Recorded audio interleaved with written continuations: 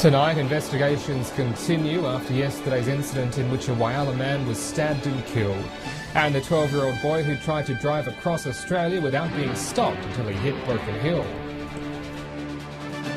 This is Southern Cross News with Tim Hatfield. Good evening. Whyalla police are continuing their investigations into Sunday morning's alleged stabbing murder as the accused faced court this afternoon. Police and the SES spent the morning searching the area for the weapon and have asked the public to keep an eye out in the Whyalla Stewart area.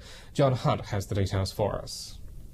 Police have a suspect in yesterday's murder on McNamara Street, but they're still yet to find the weapon. They've spent the morning scouring the area around the scene as they continue their investigations into this tragic event.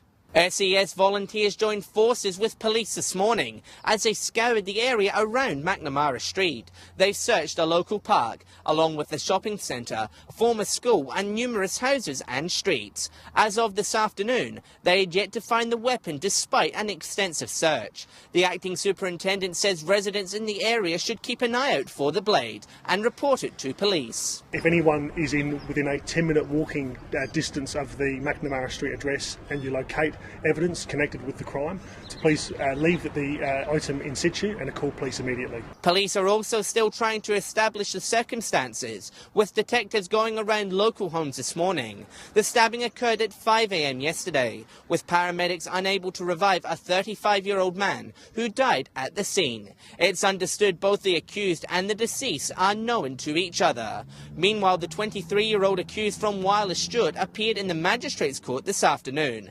In a short hearing, there was no application for bail, and he'll appear again before court in July. Police are providing support to the family of the deceased man. Anyone with any information that can assist the police in their investigation should contact Crime Stoppers on 1800 333 000. John Hunt reporting there. Police are continuing to investigate how a 12-year-old boy managed to drive nearly a third of the way across Australia. The boy was stopped by Highway Patrol officers near Broken Hill on Saturday morning, believed to be heading for Perth. Our reporter Patrick Reinke has more.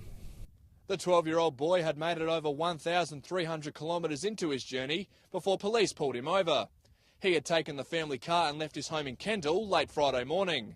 Around 24 hours later, Highway Patrol pulled the boy over when an officer spotted the car's bumper was dragging on the road. Police arrested the boy and he was taken to the Broken Hill police station. Yesterday, the boy was picked up by his parents. They had reported him missing after he had left the home on Friday. The case is now being investigated by Port Macquarie Police, who believe the boy was travelling to Perth on a 4,000-kilometre solo journey. Well, it's certainly a long distance has been travelled, and that's one of the things that police will hopefully be speaking with his family and him as to what's occurred. And it's really, at this point, due to his age, it's not something we can really speculate further on, apart from it's good that he was stopped, been reunited with his family, and those inquiries are continuing. The story of the boy's adventure has made headlines around the world, but plenty of questions remain. Today, police said they will not charge the 12-year-old, and it remains unclear how he made it so far without being noticed. Patrick Reinke there. Heavy rains have brought floodwaters to Port Augusta today. A number of homes were inundated as drainage systems struggled to cope. Amelia Simpson has the details. Thanks, Tim. I'm on the corner of Tassie and Marriott Street, where earlier today there was some significant flooding across the road. MFS crews were on the scene and they did seem to be pumping out water from what was a blocked drain and into the car park across the road. There was also flooding on the corner of Daniel Terrace, where there were signs saying water over the road, but they've since been removed and the road has been closed with more heavy rain expected later today. Tomorrow is forecast for partly cloudy, as we're hoping weather will clear up for our Anzac Day services tomorrow morning. Back to you, Tim. Amelia Simpson reporting there. Two of the world's largest banks, located in China, have formally lodged expressions of interest in the Iron Road project on the Eyre Peninsula.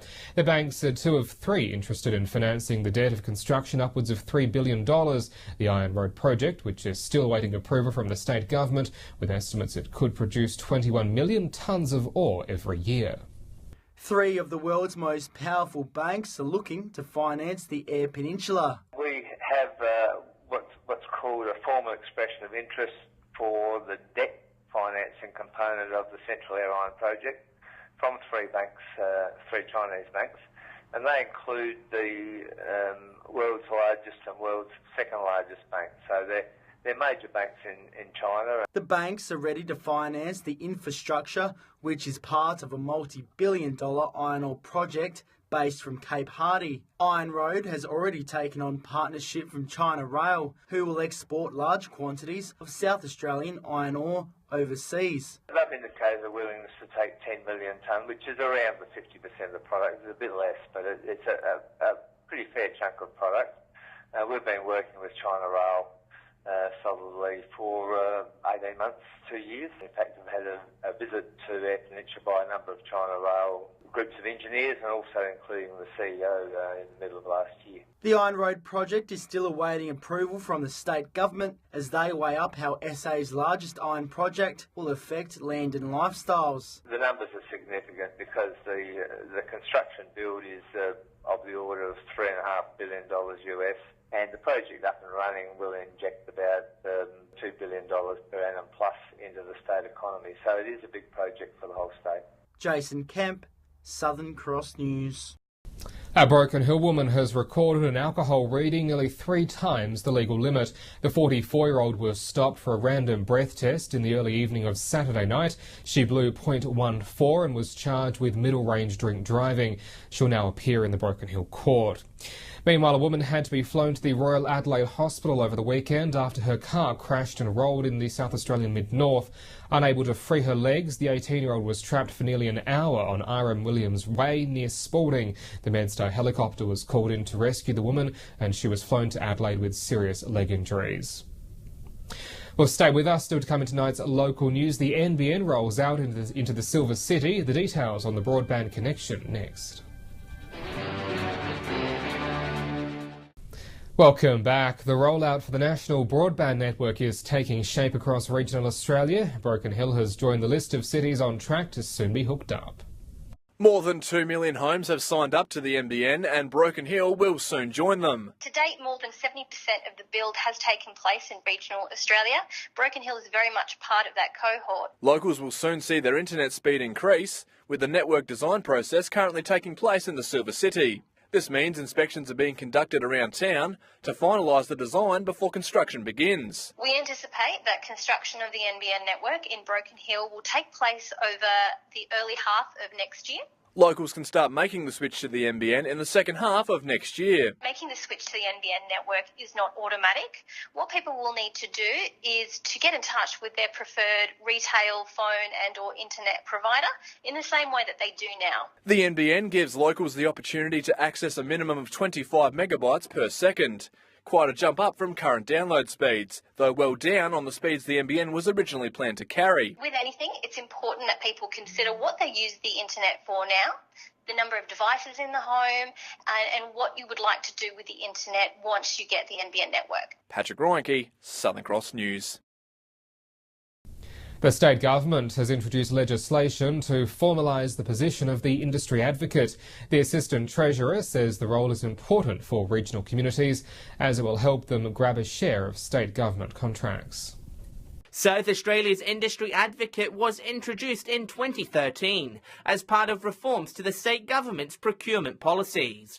The role helps SA companies tender for major projects, along with enforcing promises made by contractors regarding how much local product they use. The government will now make the position statutory, along with increasing its range of powers. Investigate and to look into contracts and the running of projects to make sure that the suppliers are doing everything that they've promised that they would to deliver work for South Australians. It's a big win for the steel industry in Whyalla, which had been looking to grab a better share of government projects. Mr Picton says the advocate has already played a big role in bringing multi-million-dollar orders to the Whyalla Steelworks. Since we've been doing that, there's increased $68 million through a lot of the large projects that we've done has gone directly to Arium through that steel procurement that we've done. So that's helping Whyalla quite a lot. Mr Picton says since the reforms were introduced, some major infrastructure projects in Adelaide are spending up to 90% on South Australian suppliers. He says spending up on South Australian products is good for the state's economy and jobs. Contractors and subbies who work on that project are from South Australia, the employees are from South Australia. So we go way down the line in looking at how the bids are developed. John Hunt, Southern Cross News. The Country Fire Service is warning farmers to be vigilant with burn-offs after 3 uncontained fires last week. CFS crews responded to an escaped burn-off near Cummins, then another fire on North Shields on the same day. The CFS warning coincides with the end of the fire danger season, meaning bans across the state have now been lifted. The Fire Service is pleading with farmers, though, to be careful as they prepare for seeding and to be mindful of surrounding properties as they commence any burn-offs. Medical cannabis has become more readily available for patients today as new rules come into effect. The South Australian government passed the laws last week which will allow doctors to prescribe medicinal cannabis. The prescription will only be a short-term base, and for patients needing the medication for longer than 2 months, they'll be subject to strong checks and balances. The move could open new doors for industry in South Australia and mainly in the mid-north.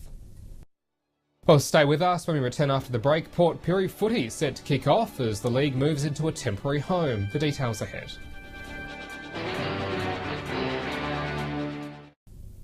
Welcome back. The health conditions of Australian commercial fishers is under investigation with a national survey. Led by Deakin University, the survey hopes to examine the mental health barriers associated with commercial fishing. Tanya King and her team at Deakin University are digging deep into the struggles faced to those working in the fishing industry. A lot of the anecdotal evidence that we've been looking at for quite some time now has indicated that the mental health of those in the fishing industry is poorer than we might hope. The team launched the survey with hopes to gather more statistics surrounding mental health at sea. The stress and anxiety of availability is known as one of the main causes. Their rights to access the seafood can disappear pretty quickly, and that adds an enormous amount of stress to those in the industry because it means that their fishing rights can disappear literally overnight. Working in the industry can also have a huge strain on a fisher's body. But by far the biggest issue that they face is that of stress and poor mental health, which relates to unpredictable government changes and regulations, which is driven by shifting political wind. Just last week, several commercial fishers from the region travelled to Melbourne to participate in a health literacy program run by the university. Talking to them, it was clear that many of the same issues that we've seen in other parts of the country are being experienced by those in South Australia. Keziah Sullivan, Southern Cross News. Prawns from a Port Lincoln supermarket suspected of having white spot disease have tested negative. PIRSA confirmed last week that the test results on a small amount of suspected prawns showed they did not have the disease. However, they issued a strong warning to all recreational fishers not to use prawn meat for human consumption as bait, as it has the potential to spread the virus. The highly contagious viral infection has been recently detected on a number of prawn farms in southeast Queensland. The disease poses a serious threat to the state's freshwater and marine crustaceans if introduced. Well, this weekend, footballers will kick off in the Spencer Golf League, and in Port Pirie, footy has a new home. All games will be played at the Port Oval due to Memorial Oval being under construction, and the club is looking forward to playing host. Port Oval received a much-needed soaking today, and just 5 days out from the season kick-off, preparations are underway. There's been a lot of input to the renovation of the place, so we can't wait to get into it now. While Memorial Oval is under construction, Ports will be the hub for footy. Over $100,000 was injected into the grounds to get them up to AFL standards. Yeah, we've had to put new change rooms in place for the visiting side. We've had to put in umpires' changing rooms and also have room for the SGL administration to operate out of also. Parking around the Oval will be limited, but plenty of seating has been introduced. And we've also got a block at the back of the club and one at the side that will be fenced prior to the opening game, and hopefully without too much rain we'll be able to park out there also. The Port Oval has 2 entrances, but only one will be used. The club says unfortunately they see safety issues preventing them from using the main gate. Our main entrance is off of Wandera Road, but we think because of the roundabout up the corner there, it could cause little congestion. Security will also be on hand to control the first few matches. I mean, alcohol is available at the ground, but we'd rather control it that way rather than let it come in cars and vehicles. So, yeah, we will have security on for the first few games just to see how it goes. Keziah Sullivan, Southern Cross News. And the footy continued in Broken Hill over the weekend, and South had a win over North in the grand final rematch with a 6-2, third term sealing the win.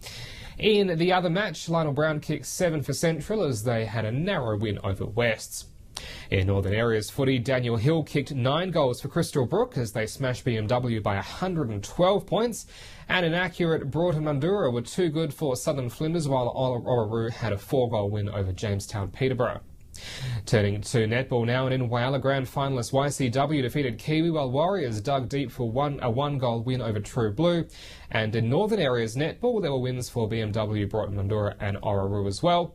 And finally, in Whyalla soccer, Steele smashed the depleted Lions 11-0, while Westlands United had a 3-0 win over the Wanderers. We'll stay with us after the break and look at the local weather for the week ahead.